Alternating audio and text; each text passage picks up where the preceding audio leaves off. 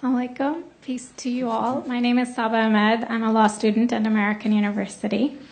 I am here to ask you a simple question. I know that we portray Islam and all Muslims as bad, but there's 1.8 billion Muslim followers of Islam. We have 8 million plus Muslim Americans in this country, and I don't see them represented here. But my question is, how can we fight an ideological war with weapons? How can we ever end this war? The jihadist ideology that you talk about, it's an ideology. How can you ever win this thing if you don't address it ideologically? Great question. I am so glad you're here, and I am so glad you brought that up because it gives us an opportunity to answer. What I find so amazing is since the beginning of this panel, which we are here about Benghazi attack against our people, not one person mentioned Muslims. We are here against Islam, or we're launching war against Muslims. We are here to discuss how 4 Americans died and what our government is doing. We were not here to bash Muslims. You were the one who brought up the issue about most Muslims, not us. And since you brought it up, allow me to elaborate with my answer.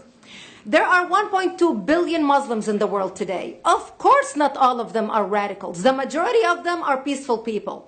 The radicals are estimated to be between 15 to 25%, according to all intelligence services around the world. That leaves 75% of them peaceful people. But when you look at 15 to 25% of the world Muslim population, you're looking at 180 million to 300 million people dedicated to the destruction of Western civilization. That is as big as the United States. So why should we worry about the radicals, 15 to 25%? Because it is the radicals that kill. Because it is the radicals that behead and massacre. When you look throughout history, when you look at all the lessons of history, most Germans were peaceful.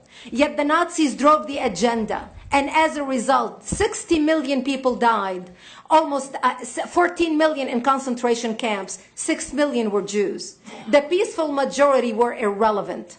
When you look at Russia, most Russians were peaceful as well. Yet the Russians were able to kill 20 million people. The peaceful majority were irrelevant. When you look at China, for example, most Chinese were peaceful as well. Yet the Chinese were able to kill 70 million people. The peaceful majority were irrelevant. When you look at Japan prior to World War II, most Japanese were peaceful as well. Yet Japan was able to butcher its way across Southeast Asia, killing 12 million people, mostly killed with bayonets and shovels. The peaceful majority were irrelevant. On September 11th in the United States, we had 2.3 million Arab Muslims living in the United States. It took 19 hijackers, 19 radicals to bring America down to its knees, destroy the World Trade Center, attack the Pentagon, and kill almost 3,000 Americans that day. The peaceful majority were irrelevant. So for all our powers of reasons and us talking about moderate and peaceful Muslims, I'm glad you're here. But where are the others speaking out? And since you are the only Muslim representative,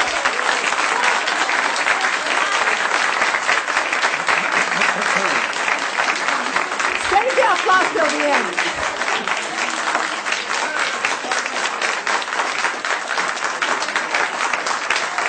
Thank you.